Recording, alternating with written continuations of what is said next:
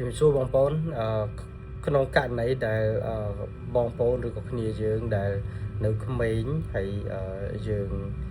ចង់មានអាជីពជាអ្នកHRជាអ្នកគ្រប់គ្រងទុនធានមនុស្សឬក៏ជាអ្នករដ្ឋបាលហើយយើងចង់មានបណ្ដាញមាន network ហើយយើងចង់ស្គាល់អ្នក HR ដូចគ្នាឬក៏សួរសំណួរផ្សេងៗទាក់ទងទៅនឹងការងារ HR ការរៀនហើយពី HR ពី admin អីហ្នឹងគឺបងប្អូនអាចមានឱកាសឥឡូវនេះគឺ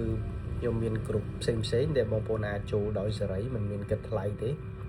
អញ្ចឹងយើងមានក្រុមនៅក្នុង Telegram ដែលឈ្មោះថាសហគមន៍គ្រប់គ្រងទុនធានមនុស្សហើយនិងរដ្ឋបាលសហគមន៍ទុនធានមនុស្សនិងរដ្ឋបាលយើងមានសហគមន៍អាហ្នឹងនៅក្នុង Telegram ណាអញ្ចឹងមានទាំង channel មានទាំង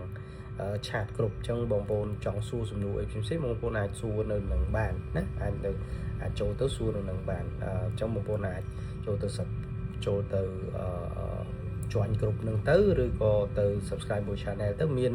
ការចែកម្លែកអីផ្សេងពីរឿង HR គឺអាចមាននៅទីនោះមួយទៀតយើងក៏មាន LinkedIn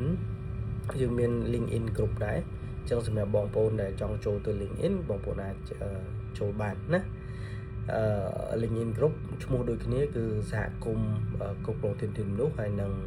រដ្ឋបាលសម្រាប់កម្ពុជាចាំបងប្អូនអាច search ទៅបងប្អូនអាចរកឃើញហើយនេះសម្រាប់បងប្អូនដែលជាអ្នក HR ក៏ដោយទាំងអ្នកដែល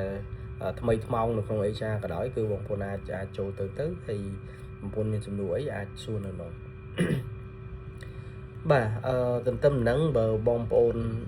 ចង់ស្ដាប់ខ្ញុំផ្ទាល់ជាញឹកញាប់អាចចូលទៅ YouTube channel ទៅ YouTube channel របស់ខ្ញុំឈ្មោះវត្តសុខីមហ្នឹងអាចចុច subscribe នៅនឹងទៅបងប្អូននឹងអាចឮវីដេអូខ្ញុំផ្សេងដែលខ្ញុំនឹងអាប់ដេតពីទីផ្សារការងារការជ្រើសរើសជំនាញរៀននៅក្នុងថ្នាក់សាកលវិទ្យាល័យហើយទីផ្សារការងារក៏ដូចជាការគ្រប់គ្រងទុនធានមនុស្សនិងរដ្ឋបាលជាដើមបាទ